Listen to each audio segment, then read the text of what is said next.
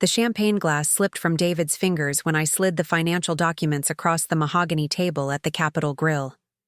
His face went ashen as he stared at the revenue reports showing Midnight Rose Designs, 2. $8 million annual income. "This hobby of yours," he whispered, his voice cracking. "You've been lying to me for 7 years." I smiled calmly as his mistress Vanessa shifted uncomfortably beside him. "Not lying, David. Just finally showing you what happens when you underestimate your wife." Before we jump back in, tell us where you're tuning in from, and if this story touches you, make sure you're subscribed, because tomorrow, I've saved something extra special for you. The sequined fabric caught the afternoon light streaming through our Cherry Hills Village kitchen window as I carefully folded the sample dress I'd been working on. David would be home from Pinnacle Financial Group within the hour, and I needed to hide every trace of what he dismissively called my little sewing hobby. The irony wasn't lost on me that while he managed other people's millions downtown, I was secretly generating nearly $3 million annually from our converted basement studio. It started innocently enough 7 years ago when Tyler was 7 and Hannah was 4. David's salary at the financial firm was substantial, but Denver's cost of living kept climbing, and maintaining our lifestyle in one of Colorado's most exclusive neighborhoods required careful budgeting. I'd been a marketing director before. The children arrived, but David insisted someone needed to be home full-time. "The Thompsons don't use daycare," he'd declared with that tone that brooked no argument. "What would my colleagues think?" So I became the perfect stay-at-home wife, shuttling between school pickups, PTA meetings, and tennis lessons at the country club. But late at night, after David retreated to his home office for conference calls with New York clients, I found myself sketching dress designs on napkins, dreaming of the career I'd abandoned. Fashion had always been my secret passion, something David viewed as frivolous compared to his serious world of portfolio management and quarterly earnings. The transformation began during a particularly lonely winter, when David's work trips to Chicago became more frequent. He'd return exhausted and distant, claiming the pressure of managing high-net-worth clients was overwhelming. I filled the empty evenings by teaching myself pattern making through online tutorials, converting our rarely used basement into a workspace. What started as therapeutic creativity slowly evolved into something much more ambitious. My first dress was for Hannah's school dance recital. The other mothers noticed immediately. "Rachel, that's absolutely stunning," gushed Patricia Williams, whose husband owned half the commercial real estate in downtown Denver. "Where did you find such a unique piece?" When I mentioned I'd made it myself, the conversation shifted. Suddenly, I was fielding requests for custom work, women willing to pay premium prices for original designs that couldn't be found in conventional boutiques. The business grew organically through word of mouth among Denver's social elite. These women had everything money could buy except exclusivity, and I provided that in spades. My designs were sophisticated yet edgy, perfect for boardroom meetings or charity galas. I specialized in what I called power femininity, clothing that made successful women feel both professional and sensually confident. David remained oblivious to the transformation happening beneath his feet. He saw the occasional delivery boxes and assumed I was indulging in online shopping. When bolts of fabric arrived, I explained them as crafting supplies for the children's school projects.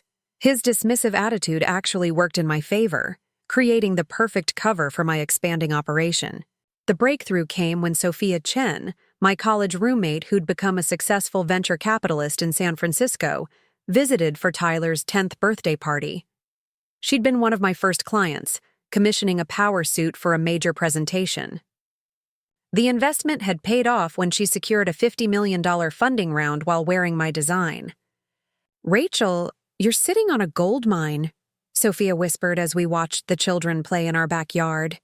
"These pieces could compete with anything coming out of New York or Milan. Have you considered scaling this properly?" The conversation that followed would change everything. Sophia offered to become a silent partner, providing capital and business expertise while I focused on design and production. We established Midnight Rose Designs as a limited liability company, carefully structured to protect both our interests and maintain my anonymity. Sophia's connections in the fashion industry opened doors I never could have accessed alone. Within 18 months, we had exclusive partnerships with boutiques in Aspen, Santa Fe, and Scottsdale, catering to wealthy women who valued uniqueness over brand recognition. The logistics were intricate but manageable. I rented a small warehouse, space in Denver's trendy Rhino district under the company name, installing professional-grade equipment and hiring 2 part-time seamstresses who believed they were working for a small design collective. My schedule revolved around David's predictable routine, dropping the children at school, managing the household, then spending my afternoons at the warehouse overseeing production.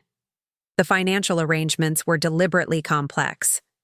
Revenue flowed through multiple accounts Sophia managed from California, with my share deposited into a business checking account David knew nothing about. I maintained a separate credit card for all business expenses, ensuring nothing appeared on our joint financial statements. To David, I remained the dutiful wife living off his generous allowance for household expenses.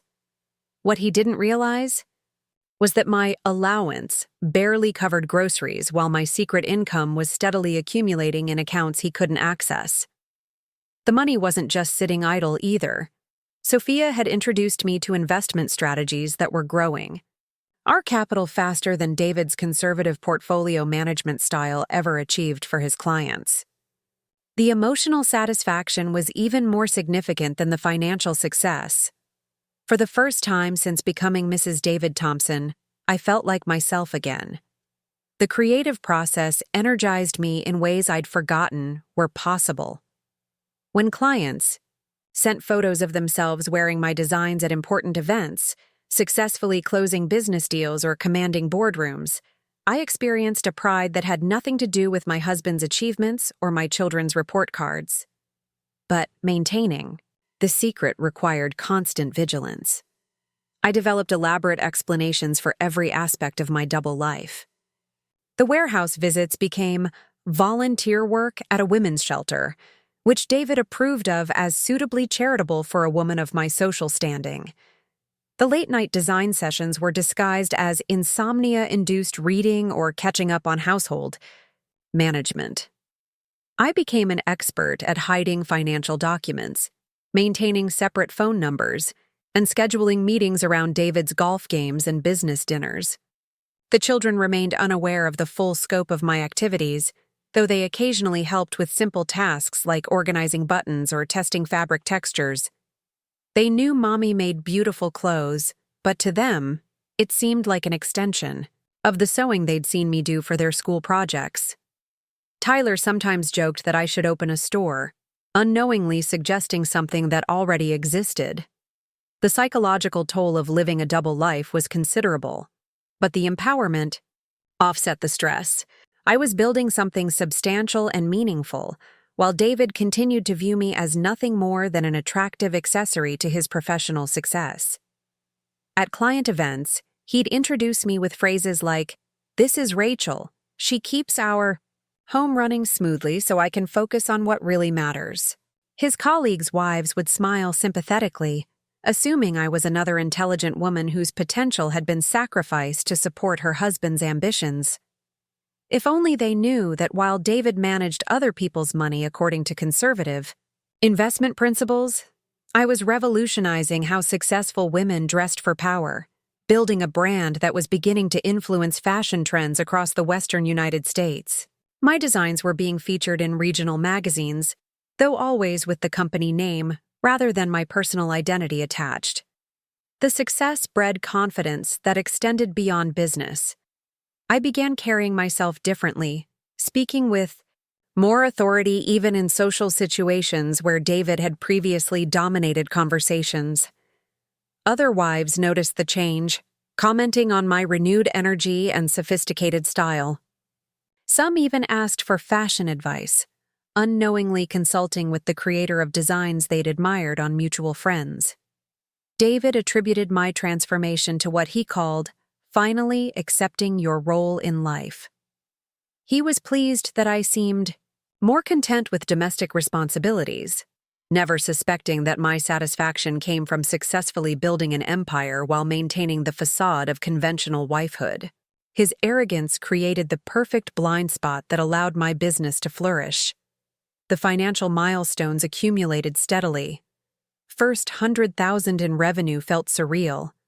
First million seemed impossible until it wasn't.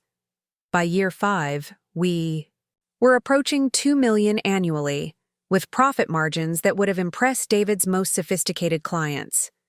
The business was supporting not just my creative ambitions, but providing financial security I'd never experienced. Even during my previous corporate career, Sophia and I discussed expansion possibilities constantly. International markets beckoned, and we had inquiries from buyers in Europe who discovered our designs through American clients. The brand was developing a reputation for sophistication and exclusivity that commanded premium pricing. We were no longer just a regional success story, but a legitimate player in the luxury fashion market. Yet I maintained the careful balance that kept my two worlds separate. Preparing and narrating this story took us a lot of time, so if you are enjoying it, subscribe to our channel. It means a lot to us. Now back to the story. At home, I remained the devoted wife and mother David expected, managing social calendars that enhanced his professional standing and maintaining the household that showcased his financial success. The domestic performance was so convincing that David's confidence in his control over our family dynamics continued growing rather than diminishing. The irony was breathtaking.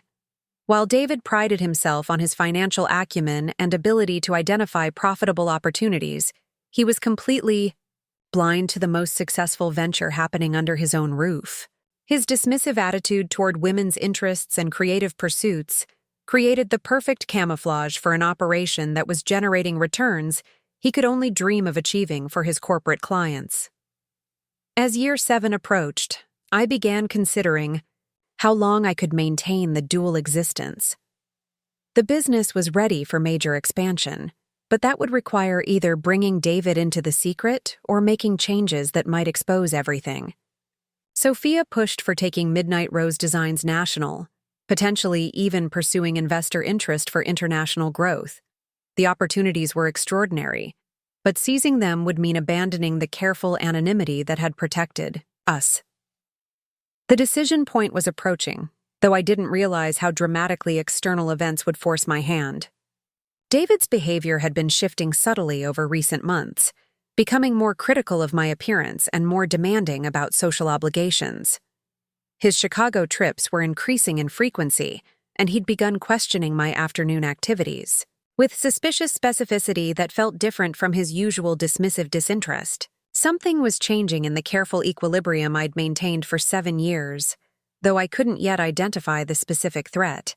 The foundation of secrets and lies that supported both my hidden success and our marriage was beginning to show, stress fractures that would soon prove impossible to repair. The first crack in my carefully constructed facade appeared on a Tuesday morning when I discovered David rifling through my desk drawers. I'd come downstairs early to prepare breakfast before heading to the warehouse for a crucial production, meeting with our new suppliers from Italy.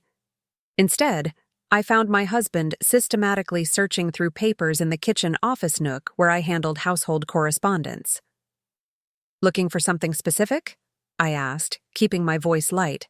Despite the adrenaline surge flooding my system, David straightened abruptly, his face flushing with the embarrassment of being caught in something that felt invasive even within the context of marriage. "The property tax statement," he replied smoothly, though I noticed sweat beading at his hairline. "My accountant needs it for our quarterly review, and I couldn't find it in my files." The explanation was plausible, but David had never personally handled property tax documentation before. That responsibility had always fallen to me as part of managing household finances. I retrieved the document from its proper filing location, watching as David's eyes scanned the other papers visible in the folder. His attention lingered on what appeared to be innocuous receipts and bank statements, but I realized with growing unease that some of those receipts were from my fabric suppliers, carefully mixed among legitimate household expenses to avoid detection.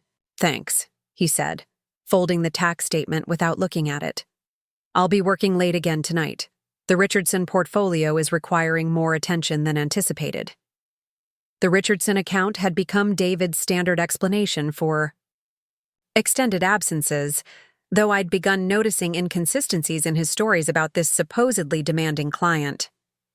After David left for downtown, I conducted my own search through the desk, trying to determine what he'd actually been seeking. Everything appeared undisturbed, but I couldn't shake the feeling that something fundamental had shifted in the delicate balance I'd maintained for 7 years. His behavior suggested suspicion rather than the casual dismissiveness that had previously characterized his attitude toward my activities. The paranoia proved justified when I arrived at the warehouse to find Marcus Rivera, the business attorney. Sophia had recommended waiting in the parking lot. His expression was grim as he approached my car, carrying a manila folder that immediately set my nerves on edge. "Rachel, we need to talk," Marcus said without preamble. "Privately, not here." His urgency suggested something more serious than typical business concerns. We drove to a coffee shop in a neighborhood where I was unlikely to encounter anyone. From my social circle, settling into a corner booth where our conversation wouldn't be overheard. Marcus opened the folder to reveal a collection of financial documents that made my stomach clench with recognition. Bank routing numbers, account, statements, and transaction records that definitely weren't related to household management or David's legitimate business activities. "A friend at the district attorney's office gave me an unofficial heads up," Marcus explained quietly. "There's an investigation developing around Pinnacle Financial Group. Nothing public yet, but the Financial Crimes Unit has been building a case for months. Your husband's name keeps appearing in connection with some questionable transactions." The documents revealed a pattern of financial manipulation that went far beyond anything I'd imagined David capable of orchestrating. Client funds were being diverted through a network of shell companies, moved between accounts in ways that generated substantial fees while exposing investors to unnecessary risks. The amounts involved were staggering, totaling tens of millions of dollars over a 3-year period. "How does this affect me?" I asked, though I suspected the answer would be devastating. Marcus's expression confirmed my worst fears as he pulled out additional paperwork showing connections between David's schemes and our joint financial accounts. "They're going to freeze everything connected to David's finances," Marcus explained. "Joint accounts, shared assets, even funds that technically belong to you if they can't clearly trace the origin. The government casts a wide net in financial fraud cases, and innocent spouses often get caught in the investigation." The implications crashed over me like ice water. 7 years of carefully accumulated business profits could disappear overnight if investigators couldn't distinguish between legitimate earnings and potentially laundered money. Worse, the exposure would inevitably reveal Midnight Rose designs, destroying the anonymity that had been essential to my success. Marcus continued explaining the legal complexities, while I processed the magnitude of the threat facing everything I'd built. The timing couldn't have been worse, as we were in the middle of negotiations for our largest expansion yet, a partnership with luxury department stores that would triple our revenue within 18 months. That deal required clean, financial documentation and transparent ownership structure, neither of which would survive a federal investigation. "There's something else," Marcus said, his voice dropping even lower. "The investigation isn't just financial. There are allegations about David's relationship with Vanessa Clark, one of his junior associates. She's cooperating with investigators, providing information about both the financial irregularities and some personal activities that might compromise David's position further." The name meant nothing to me initially, but Marcus's description triggered recognition.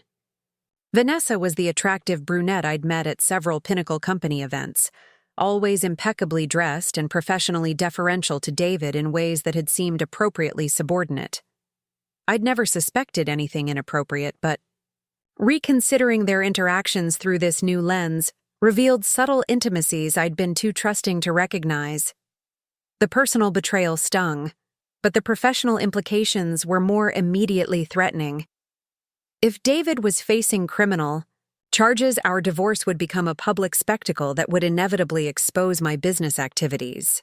High-profile financial crimes cases attracted media attention, and reporters would dig into every aspect of our family's finances, including sources of income that didn't appear in David's tax returns. Marcus advised immediate action to protect my interests. We need to establish clear legal separation between your business activities and David's financial exposure, he explained. That means documenting the legitimate source of every dollar you've earned and creating paper trails that prove your independence from his schemes. The next several hours became a frantic effort to gather 7 years of carefully hidden documentation. Sophia flew in from San Francisco that evening, bringing her own attorney and a forensic accountant who specialized in untangling complex financial arrangements. We worked through the night in Marcus's conference room, reconstructing the complete history of Midnight Rose designs with the precision required to satisfy federal investigators. The process was exhausting and emotionally draining. Every transaction needed explanation. Every decision required documentation. Every relationship demanded verification. The business I'd built through careful planning and creative passion was being reduced to spreadsheets and legal definitions, stripped of the personal meaning that had made the work fulfilling. By dawn, we'd assembled a comprehensive portfolio proving that Midnight Rose Designs operated independently of David's activities, with legitimate suppliers, genuine customers, and transparent financial relationships. The documentation was impressive, but Marcus warned that surviving the investigation would require more than just clean paperwork. David will fight this, he predicted. When he realizes you've been hiding millions in assets, he'll claim you were complicit in his schemes or that your money came from illegal sources. Financial fraud defendants often try to implicate family members to create reasonable doubt about their own guilt. The strategic implications became clear as Sophia and I discussed our options over breakfast near Marcus's office. We could continue hiding the business, hoping David's legal troubles wouldn't expose our activities. But that approach risked everything if the investigation discovered our connection to the family finances. Alternatively, we could proactively reveal Midnight Rose Designs as part of divorce proceedings, establishing my financial independence before David could claim ownership of assets he'd never known existed. The decision required considering factors beyond just protecting our business interests. Tyler and Hannah would be affected by any scandal surrounding their father, and my choices could either shield them from additional trauma or inadvertently make their situation worse. The children had no idea about either David's financial crimes or my secret empire, living in a carefully maintained bubble of normalcy that was about to burst regardless of my actions. Sophia argued for immediate disclosure combined with aggressive legal protection. "Rachel, you've built something extraordinary here," she said, gesturing toward the documentation we'd assembled. "Don't let David's failures destroy what you've created. This business represents your independence, your future security, and your children's financial protection. Fight for it." Marcus agreed, but emphasized the importance of timing and presentation. "We need to control the narrative," he explained. "File for divorce first, establish your business legitimacy proactively, and position yourself as an innocent spouse who discovered David's activities and took appropriate action. The story matters as much as the facts in situations like this." The legal strategy required careful coordination between divorce proceedings and the criminal investigation. I would need to separate my finances from David's immediately, document my business activities transparently, and cooperate fully with investigators while protecting my own interests. The approach was aggressive but necessary given the complexity of our situation. That afternoon, I met with Helen Park, the divorce attorney Marcus recommended for her experience with high-net-worth cases involving financial crimes. Helen's reputation was intimidating. She'd represented wives of several prominent Denver businessmen in scandals that had dominated local news. Her track record suggested she could protect my interests even in the most challenging circumstances. "The key is getting ahead of this story," Helen explained during our consultation. "David doesn't know about your business yet, which gives us a significant advantage. We can frame the divorce as your response to discovering his infidelity and financial misconduct, positioning you as the wronged party who's taking control of her future." Helen's strategy involved multiple simultaneous actions: file for divorce, citing adultery and financial misconduct; establish separate legal residence to protect against asset freezing; disclose Midnight Rose designs as premarital intellectual property that had been developed during marriage; seek court protection for business assets that were unrelated to David's criminal activities. The timeline was aggressive, requiring everything to be executed within a week to stay ahead of the criminal investigation's public disclosure. Helen warned that David would likely respond with his own aggressive tactics once he realized the scope of what I'd been hiding from him. "Men like your husband don't accept being outmaneuvered by their wives," she cautioned. "When David discovers you've been financially independent all along, his ego will be as damaged as his legal position. Expect him to fight dirty, making claims about your fitness as a mother, or suggesting you've been hiding assets to defraud him." The personal cost of this escalation was becoming clear as I considered how dramatically our family's life was about to change. Tyler and Hannah would need careful management through the divorce process, especially once David's criminal charges became public knowledge. Their friends' families moved in the same social circles where David's reputation had been built, and the scandal would affect the children's daily experiences at school and in their activities. That evening, I returned home to find David waiting in the kitchen with an expression I'd never seen before. His usual confident demeanor had been replaced by something harder, more calculating. The financial documents Marcus had shown me were spread across the counter, though I couldn't immediately determine how David had obtained copies. "We need to talk," David said, his voice carrying an edge that made me instinctively step back toward the door. "About your afternoon activities, and some interesting financial records that don't match the story you've been telling me for 7 years." The confrontation I'd been preparing for had arrived ahead of schedule, catching me without the legal protections Helen had planned to establish first. David's access to investigation documents suggested he had connections within law enforcement, or the prosecutor's office, resources that could complicate our carefully planned strategy.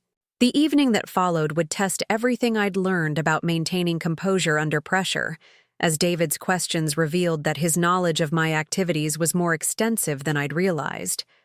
The foundation of secrecy that had protected Midnight Rose designs was crumbling, and the battle for my financial independence was about to begin in earnest. David's fingers drummed against the granite countertop as he studied my face, searching for tells that might reveal the extent of what he'd discovered. The financial documents between us weren't just copies of investigation materials, I realized with growing dread. Some bore letterheads from banks I'd never shared with him, statements from accounts he shouldn't have known existed. "Midnight Rose designs," he said slowly, savoring each syllable like expensive wine. "Quite the creative name for what appears to be a substantial business operation. Annual revenue approaching $3 million, according to these very interesting tax filings that somehow never made it into our joint returns." My mind raced through possible explanations while maintaining the calm exterior that had served me well during 7 years of deception.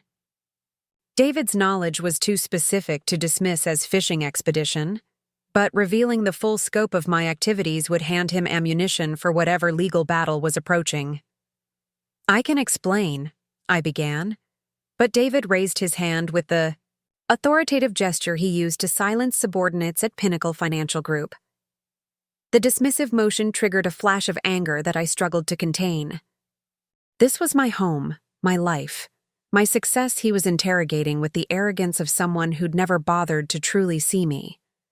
"Oh, I'm certain you can," David replied with a smile that carried no warmth. "But first, let me share what I've learned about my apparently very entrepreneurial wife. Private investigators are remarkably thorough when properly motivated, Rachel. 7 years of careful surveillance can reveal quite a lot about someone's daily activities." The revelation hit like physical blow. 7 years meant David's investigation had begun almost simultaneously with my business launch, suggesting a level of suspicion and calculated surveillance that reframed every interaction we'd shared. Every conversation about my whereabouts, every casual question about my activities, every moment I'd thought I was successfully maintaining my cover had been part of a larger pattern of monitoring and evidence gathering. David pulled out his phone and began scrolling through what appeared to be a comprehensive collection of photographs. Images of me entering the Rhino warehouse, shots of fabric deliveries being loaded into my car, pictures of meetings with Sophia at various Denver restaurants, even photos of clients leaving my studio carrying garment bags. The documentation was extensive and professionally executed, clearly the work of experienced investigators rather than casual snooping. "The question isn't whether you've been lying to me," David continued, his voice taking on the lecturing tone he used with junior associates.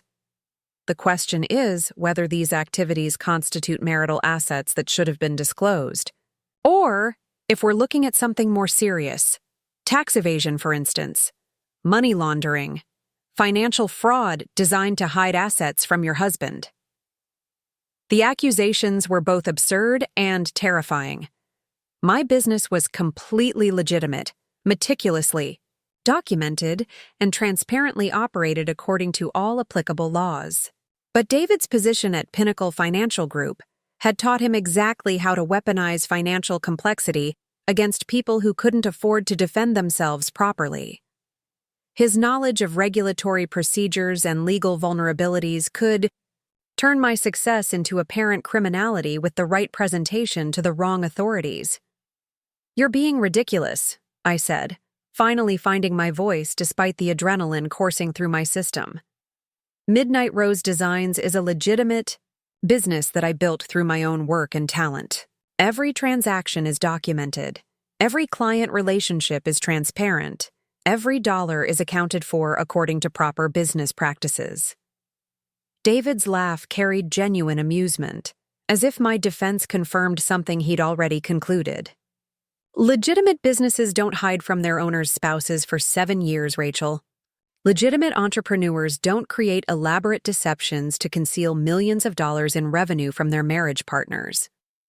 What you've described sounds more like the behavior of someone with something to hide."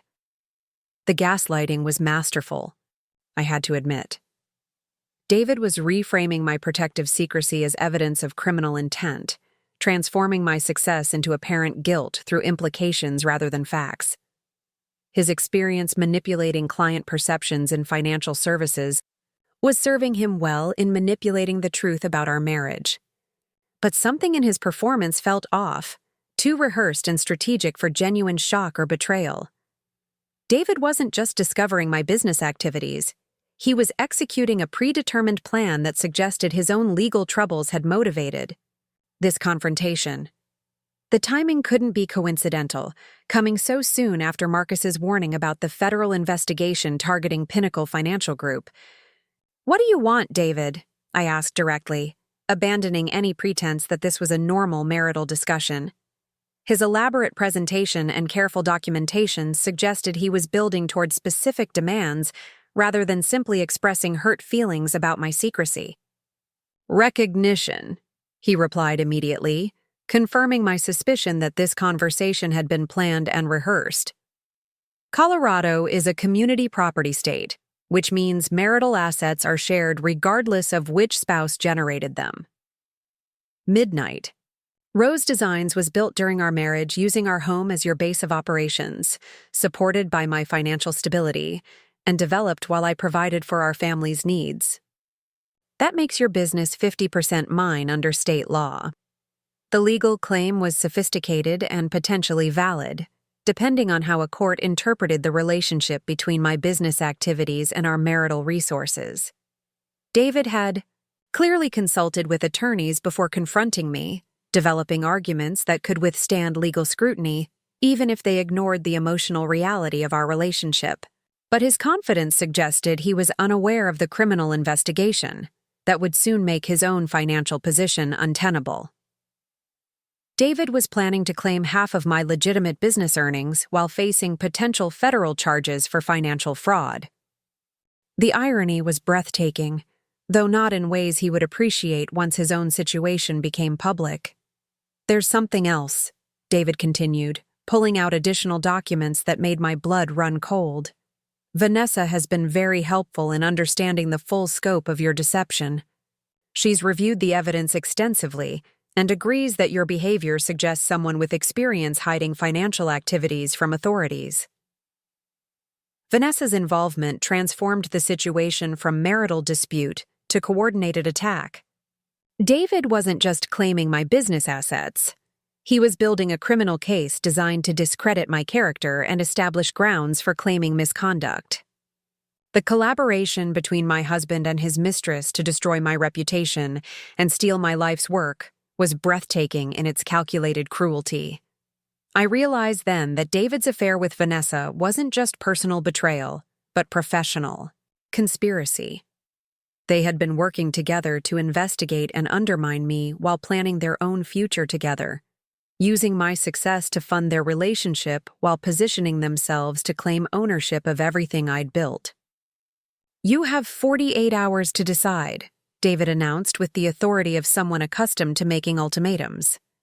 "Transfer 50% ownership of Midnight Rose Designs to me, along with corresponding control over business operations and financial decisions, or face the consequences of your deceptive behavior in divorce court and family court when we discuss custody arrangements for children whose mother has been living a double life for 7 years."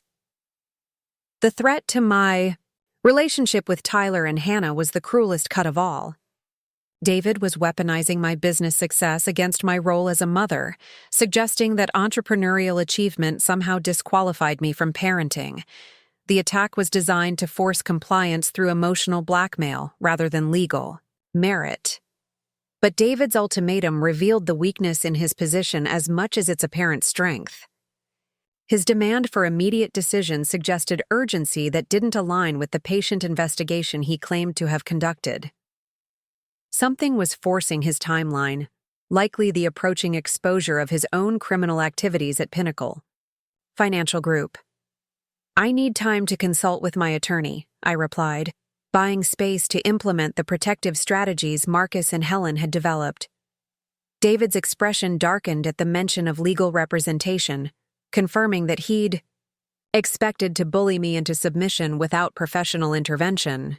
24 hours, he countered sharply.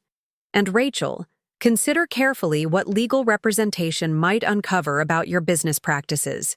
Some stones are better left unturned, especially when children's welfare is at stake." The implicit threat was clear. David would use his position and connections to make my life as difficult as possible if I refused to surrender control of my business. His network included law enforcement contacts, financial regulators, and social services officials who could create problems that would take years to resolve, even if I ultimately prevailed. That night, after David retreated to the guest room, with pointed commentary about needing space to consider our family's future, I made a series of phone calls that would fundamentally alter the trajectory of our conflict. Marcus and Helen had anticipated this scenario and prepared contingency plans that could be activated immediately. The first call was to Sophia, who was already in Denver and waiting for my signal. Within an hour, she arrived at our house with a team of attorneys, accountants, and business specialists who transformed our living room into a war room for protecting everything we'd built together. "David's making a classic mistake," Helen observed after reviewing the evidence of his surveillance and demands.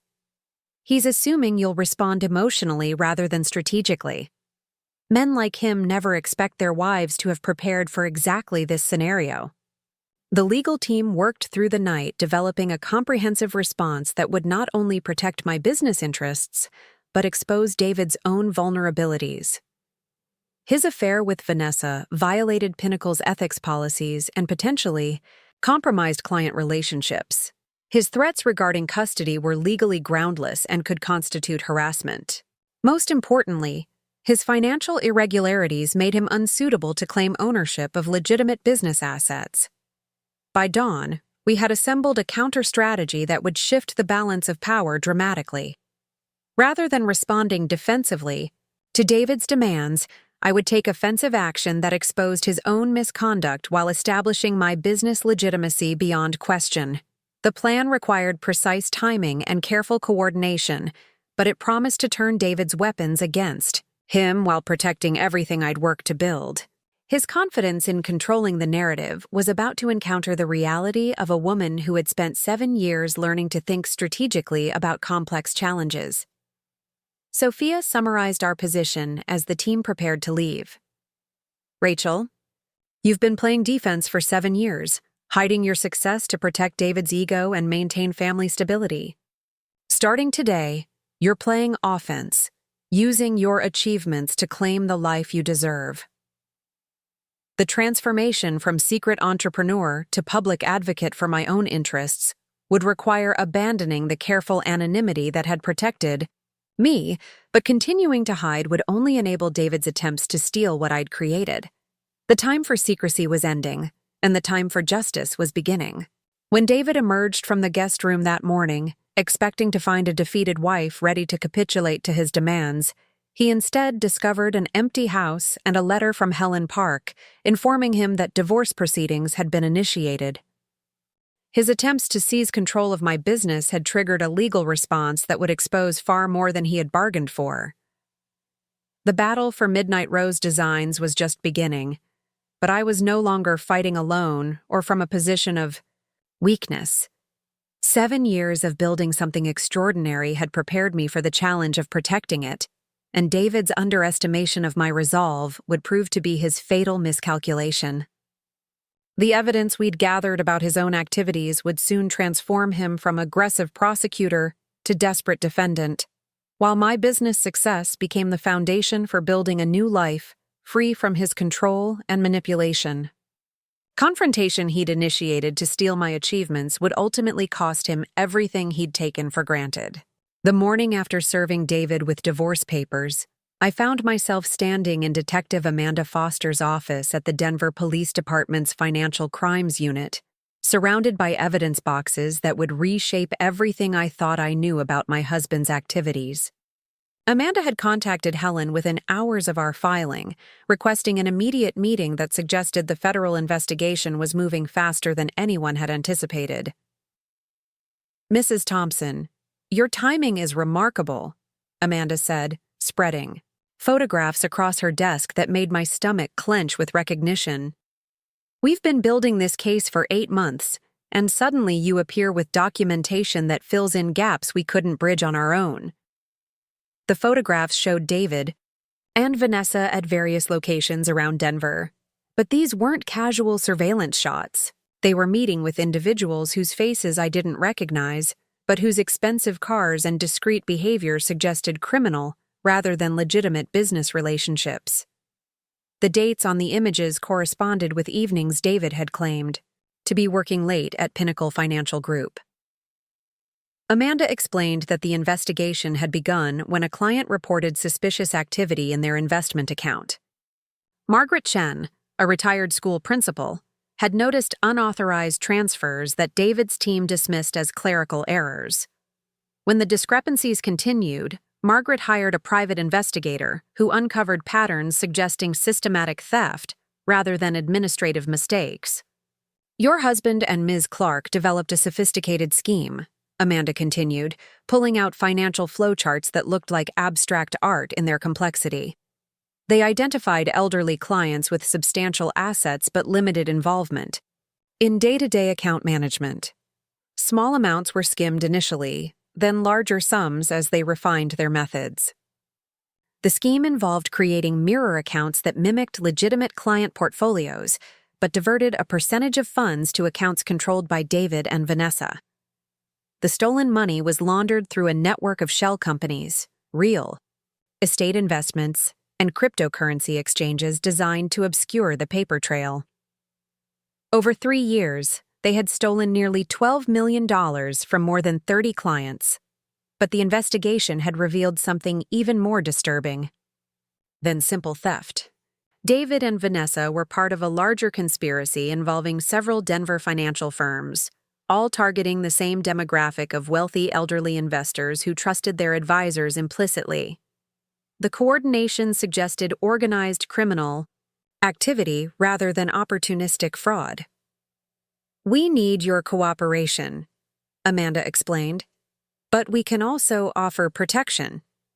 Your business documentation proves you had legitimate income sources completely separate from your husband's criminal activities. That independence actually strengthens our case by demonstrating that the family had no financial pressure that might explain or excuse his behavior." Helen had prepared me for this conversation, emphasizing that cooperation with law enforcement would protect both my business interests and my children's future. By establishing myself as an innocent spouse who discovered criminal activity and took appropriate action, I could avoid any suggestion of complicity while positioning myself favorably in divorce proceedings. The protection offer was more substantial than I'd expected. Amanda's team would provide security for me and the children, monitor our communications to prevent intimidation, and coordinate with family court to ensure David's criminal charges were considered in custody decisions. The federal investigation would also examine David's finances comprehensively, likely uncovering additional hidden assets that could be recovered for his victims. "There's something else," Amanda said, hesitating before pulling out a final folder. "We've been monitoring your husband's communications since we obtained warrants 6 weeks ago. Some of his conversations with Ms. Clark specifically mention you and your business activities. The intercepted phone calls and text messages painted a chilling picture of how David and Vanessa had viewed my success. They had discussed my business as a resource to be exploited, planning to force me into partnership arrangements that would give them access to Midnight Rose Design's revenue streams. The conversations revealed their belief that I was too emotionally dependent and financially naive to resist their demands effectively. More disturbing were discussions about custody strategies designed to pressure me into compliance. David and Vanessa had researched family court precedents involving mothers with unconventional work arrangements, identifying arguments they could use to portray my business activities as evidence of parental neglect or deception. "He's been planning this for months," I realized aloud, processing the implications of their calculated approach. The confrontation about my business wasn't spontaneous discovery. It was a carefully orchestrated attack designed to steal everything I'd worked for. Amanda nodded grimly. "Your husband underestimated both your resources and our investigation. He expected to control the narrative by claiming you were hiding assets from him, not realizing that we already knew he was stealing from his clients. His attempt to implicate you actually confirms our case about his character and motivations." The federal charges against David would be announced within the week, Amanda explained, making our divorce proceedings a matter of public record that would attract significant media attention. Helen had already prepared a comprehensive media strategy designed to protect our family's privacy, while establishing my credibility as both a successful entrepreneur and a responsible mother. "The key is staying ahead of David's counterattacks," Helen advised during our strategy session that afternoon. "He'll try to claim you've been working with investigators to frame him, or that your business success somehow proves you were complicit in his schemes. We need to document your cooperation and establish a timeline that shows you acted immediately upon discovering his criminal activities." The next phase of our plan involved proactive disclosure of Midnight Rose designs to relevant authorities, media contacts, and social networks before David could control how the story was told. Sophia had arranged interviews with fashion industry publications that would position my business as an inspiring success story rather than a hidden asset in a divorce case.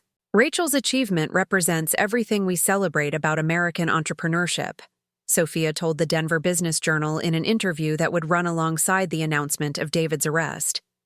She identified an underserved market, developed innovative solutions, and built a thriving business while maintaining her commitment to family responsibilities.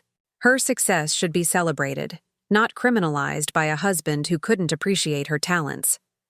The media strategy was coordinated with legal filings that established my business legitimacy beyond question. Marcus had assembled documentation, showing every aspect of Midnight Rose Design's operations, from initial concept development through current expansion plans. The transparency was comprehensive enough to satisfy any regulatory scrutiny while demonstrating that my activities had been professional and ethical throughout. Meanwhile, Amanda's team was preparing to arrest David at Pinnacle Financial Group in a coordinated operation designed to prevent him from destroying evidence or fleeing jurisdiction.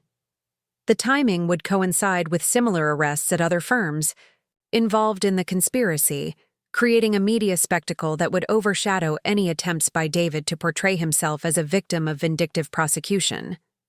"Your husband's arrogance is his weakness," Amanda observed during our final preparation meeting.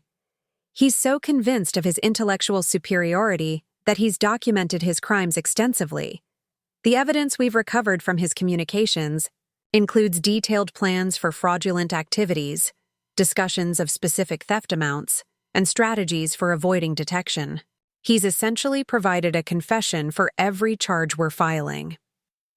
The personal cost of these revelations was becoming clear as I prepared Tyler and Hannah for the media attention that would inevitably follow their father's arrest.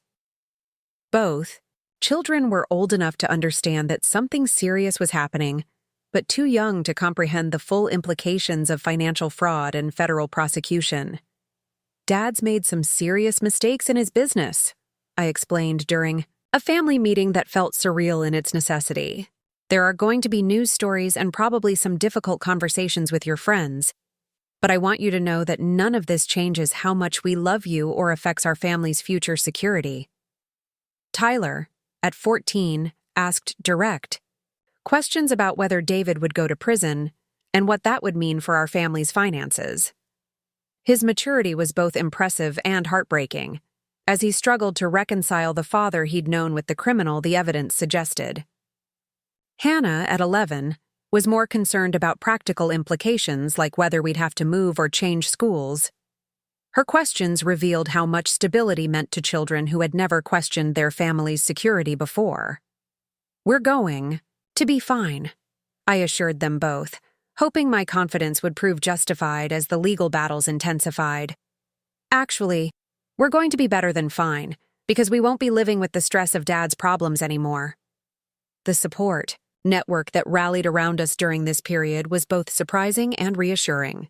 Other mothers from the children's schools reached out with offers of help, many sharing their own experiences with divorce and financial uncertainty. The fashion industry contacts Sophia had cultivated over the years provided both emotional support and business opportunities that demonstrated my professional reputation's strength. Most unexpected was the outreach from David's victims once news of the investigation became public. Margaret Chen, the retired principal whose complaints had triggered the federal investigation, called to thank me for cooperating with authorities and to praise my courage in standing up to David's intimidation. "You're helping us get justice," Margaret explained during a conversation that brought me to tears with its sincerity. "Your husband and his partner stole our retirement savings, but your evidence is going to help recover those funds and prevent them from hurting other families." The victim testimonies that emerged during this period painted a devastating picture of how David and Vanessa had exploited trust relationships to steal from vulnerable people. Elderly clients who had relied on David's financial expertise found themselves facing retirement insecurity because of his greed and manipulation. But the investigation also revealed the sophisticated nature of the criminal conspiracy that extended far beyond David and Vanessa's activities. Federal prosecutors were building cases against an entire network of financial professionals who had collaborated to identify and exploit wealthy elderly clients across multiple states. Your cooperation is helping us dismantle a criminal organization that has stolen tens of millions of dollars, Amanda explained during one of our regular briefings. The evidence you've provided about your husband's behavior and financial activities is crucial to understanding how the conspiracy operated and who was involved. The scope of the investigation was attracting national media attention, with financial crime specialists noting the sophisticated methods used to target and exploit elderly investors. Midnight Rose Designs was being positioned as a positive counterpoint to the story, demonstrating legitimate business success achieved through talent and hard work rather than criminal manipulation. As David's arrest date approached, I found myself oscillating between nervous anticipation and calm determination.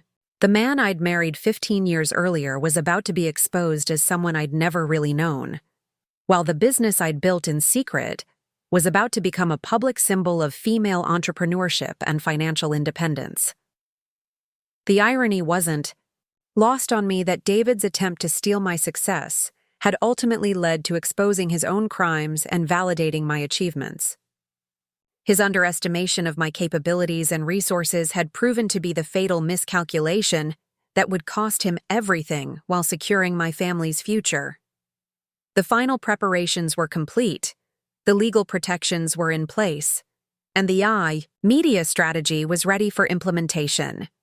All that remained was waiting for federal agents to execute arrest warrants that would transform our private family drama into a public story of justice, accountability, and the triumph of legitimate success over criminal deception. The arrest happened on a crisp October morning while I was reviewing fabric samples for our spring collection at the warehouse. My phone buzzed with a text from Amanda Foster containing just 2 words. "It's done." Within minutes, local news stations were breaking the story of coordinated arrests across 3 states, targeting what prosecutors called the largest elderly investor fraud scheme in Colorado history. I watched the coverage from my office as federal agents led David from Pinnacle Financial Group in handcuffs, his confident demeanor replaced by the hollow expression of someone whose carefully constructed world had just collapsed. Vanessa was arrested simultaneously at her apartment, caught trying to delete files from her laptop, despite knowing that investigators had already secured all relevant evidence. The media attention was immediate and intense. Local television stations had footage of David's perp walk within an hour, and by evening, the story had been picked up by national financial news networks. The scale of the fraud, involving over 40 victims and stolen assets exceeding $15 million, made it a significant white-collar crime story that attracted serious investigative reporting. But the narrative that emerged in those first crucial hours was exactly what Helen and our media team had crafted. Rather than focusing solely on David's crimes, reporters highlighted the contrast between his illegal activities and my legitimate business success. Midnight Rose Designs was presented as proof that financial achievement could be earned through talent and hard work rather than theft and deception. The Denver Post's coverage was particularly satisfying. While her husband was stealing millions from elderly investors, Rachel Thompson was quietly building a fashion empire that now generates nearly $3 million annually through legitimate business practices. The contrast between criminal deception and entrepreneurial success couldn't be more stark. Fashion industry publications picked up the story with enthusiasm, celebrating both my business achievements and my courage in cooperating with federal investigators. Vogue's online coverage positioned me as an inspiring example of female entrepreneurship, noting that I had built a successful luxury brand while maintaining family responsibilities and supporting what I believed was my husband's legitimate career. The public response exceeded every expectation our team had developed. Orders for Midnight Rose Designs clothing spiked dramatically as customers sought to support a business owner who had demonstrated integrity under extreme pressure. The publicity that David had intended to use for destroying my reputation was, instead, driving unprecedented demand for my products. Sophia flew in from San Francisco to help manage the sudden surge in business opportunities. Fashion retailers who had previously been unaware of our brand were reaching out with partnership proposals. Magazine editors wanted interviews about balancing entrepreneurship with family responsibilities. Business schools requested case studies about building companies through organic growth rather than external investment. Rachel, you've become the poster child for ethical business practices, Sophia observed during one of our strategy sessions. David's crimes have inadvertently created a platform for promoting everything Midnight Rose Designs represents: quality, integrity, and authentic success. The contrast was being noted by prosecutors as well. Amanda Foster explained that my cooperation and business legitimacy were strengthening their case by demonstrating that David's family had no financial pressures that might excuse his criminal behavior. His theft was motivated by greed rather than necessity, making his actions more legally culpable and morally indefensible. Your husband's defense team is struggling to develop a narrative that explains his behavior, Amanda reported during one of our regular briefings. They can't claim financial desperation when his wife was generating millions through legitimate business activities. They can't suggest family pressure when you were independently successful. His actions appear to be purely criminal in motivation. The divorce proceedings accelerated rapidly once David's criminal charges became public. Helen had anticipated that his legal troubles would create leverage for resolving financial matters quickly, but the speed of his capitulation was still surprising. Faced with mounting legal fees and frozen assets, David agreed to property division, terms that preserved my business interests while providing fair support for the children. He's in no position to make demands about anything, Helen explained as we reviewed the proposed settlement. His criminal charges make him unemployable. In the financial industry, his assets are being seized to compensate victims, and his reputation is destroyed beyond repair. Accepting reasonable divorce terms is his only option for maintaining any relationship with Tyler and Hannah. The custody arrangements reflected the new reality of our situation. David would have supervised visitation rights pending the outcome of his criminal trial, with the children primarily residing with me.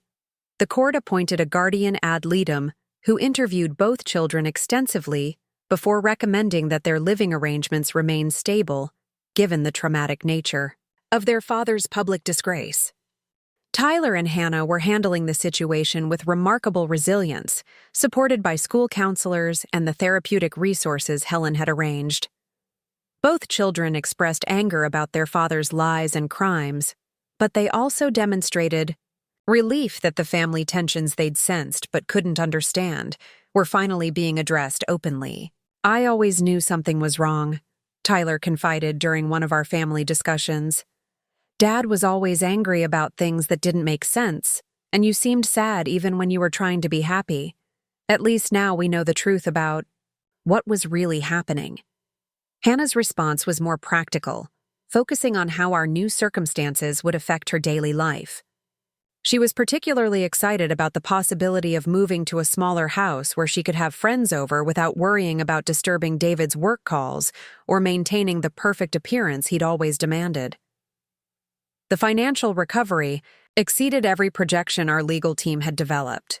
David's hidden assets, once identified and seized by federal investigators, were substantial enough to provide full restitution to his victims while leaving significant resources for our family's security. The court-appointed receiver managing David's estate was able to liquidate investments and recover funds that David had believed were permanently hidden. More importantly, the investigation revealed that David had been stealing from our family as well. Funds that should have been invested for the children's education had been diverted to support his criminal activities and personal relationship with Vanessa. The recovery of those assets, combined with my business income, actually improved our family's financial position despite the divorce. You're going to be fine financially, the court-appointed accountant explained during our final review. Better than fine, actually. Your business income alone is sufficient to maintain your current lifestyle. and the recovered assets provide additional security for the children's future needs. The business expansion opportunities that emerged from the media attention were transformative for Midnight Rose Designs. We received partnership offers from major department stores, licensing requests from international retailers, and investment proposals from venture capital firms interested in scaling our operations globally. Sophia and I spent weeks evaluating options that would have been impossible to imagine when we were operating in secrecy. The publicity had created brand recognition that typically required years of marketing investment to achieve. Our challenge shifted from building awareness to managing growth sustainably while maintaining the quality standards that had established our reputation. "This is your moment," Sophia advised as we reviewed expansion proposals. "You've proven your business model works, demonstrated your personal integrity under pressure, and created a brand story that resonates with consumers.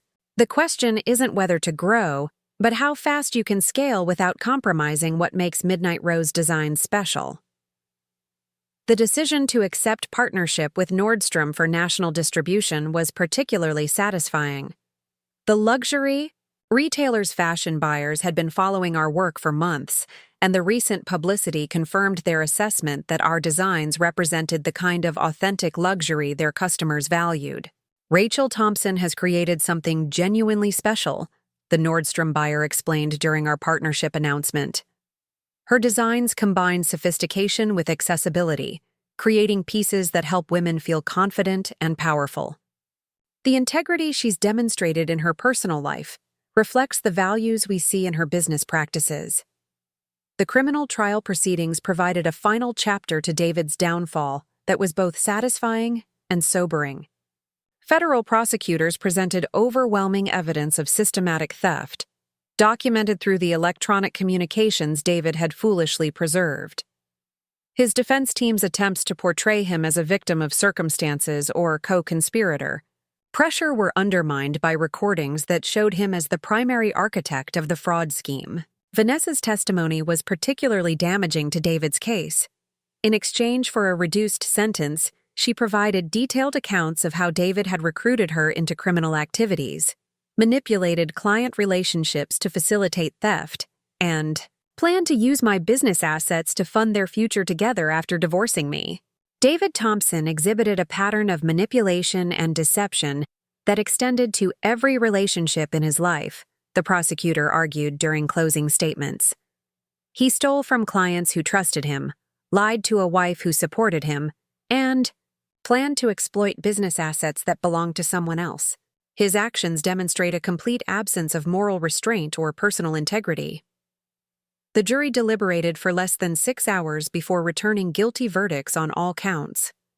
David was sentenced to 12 years in federal prison, with restitution, requirements that would claim any future earnings he might generate upon release. The judge's comments during sentencing reflected the court's view that David's crimes were particularly egregious because they targeted vulnerable elderly victims.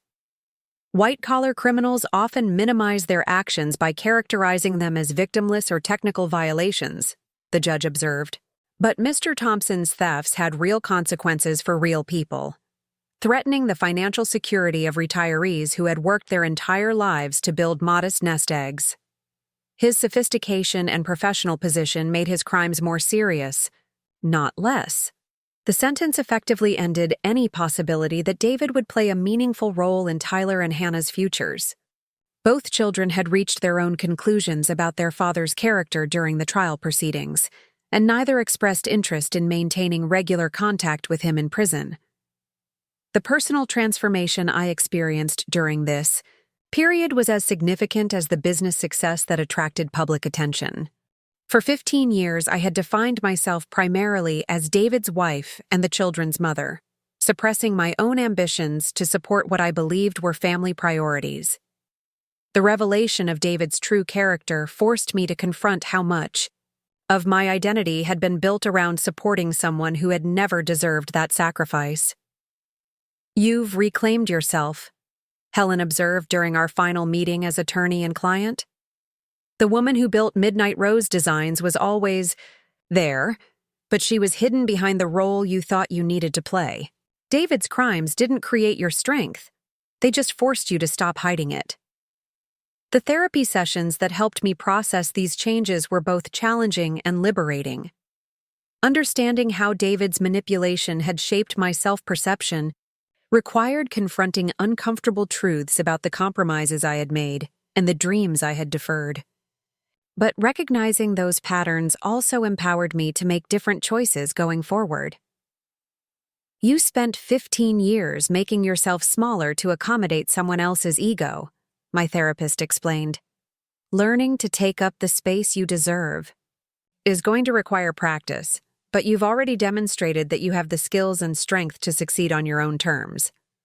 1 year after David's arrest, I stood in the showroom of our new flagship store in downtown Denver, watching customers examine designs that represented not just my creative vision, but my journey from hidden entrepreneur to public success story. The space was elegant and welcoming, reflecting the values that had always guided Midnight Rose Designs, even when the business operated in secrecy. Tyler and Hannah were with me for the grand opening celebration, both clearly proud of what their mother had accomplished despite the difficult circumstances that had made it possible. They had invited friends from school to see the store, and I watched them explain my designs with knowledge and enthusiasm that suggested they truly understood the significance of what we had built together. "Mom's really talented," Hannah told one of her classmates while showing off an evening gown that would soon appear in a fashion magazine spread. "She makes clothes that help women feel powerful and beautiful at the same time, and she did it all while taking care of us and dealing with Dad's problems." The recognition that my success was inspiring other women became apparent through the letters and emails that arrived regularly from customers and admirers. Women who had hidden their own ambitions or compromised their dreams to support unsupportive partners found encouragement in my story. Entrepreneurs who had struggled with self-doubt or family pressure saw proof that authentic success was possible through persistence and integrity. "Your story gives me hope," wrote one customer from Phoenix. "I've been scared to pursue my own business ideas because my husband doesn't take them seriously. Seeing what you accomplished while dealing with much worse circumstances makes me realize that I owe it to myself to try." The business itself continued growing beyond every projection we had developed. International expansion was proceeding ahead of schedule, with boutiques in London and Paris carrying selected Midnight Rose Designs pieces. Fashion weeks in major cities were requesting our participation, recognizing that our brand represented a meaningful alternative to trends driven by celebrity endorsements or social media hype. "You've created something that transcends fashion," noted a critic from Women's Wear Daily during a recent interview. Midnight Rose Designs represents authenticity in an industry often criticized for superficiality. Your clothes help women project confidence because they're designed by someone who understands the challenges successful women face. As I reflected on the journey from that morning when I discovered David's betrayal to the evening when I celebrated my business success publicly, the transformation seemed both dramatic and inevitable. The woman who had hidden her talents to preserve a marriage built on lies was always the same person who had the strength to expose criminal behavior and build an authentic life. The 7 years of secrecy had been preparation for the moment, when hiding was no longer possible or necessary. Every challenge I had navigated while building Midnight Rose Designs in secret had developed skills that proved essential when defending my achievements against David's attacks and building a new life from the ruins of our marriage.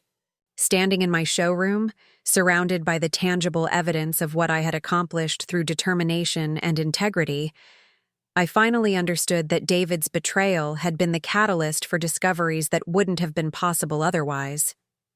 His attempt to steal my success had ultimately freed me to claim achievements that were entirely my own. The future stretched ahead with possibilities that would have been unimaginable when I was hiding my ambitions in a basement studio. Midnight Rose Designs was no longer a secret empire, but a public platform for demonstrating that authentic success comes from talent, hard work, and unwavering commitment to doing what's right, even when the personal cost is substantial. Up next, you've got two more standout stories right on your screen. If this one hit the mark, you won't want to pass these up. Just click and check them out.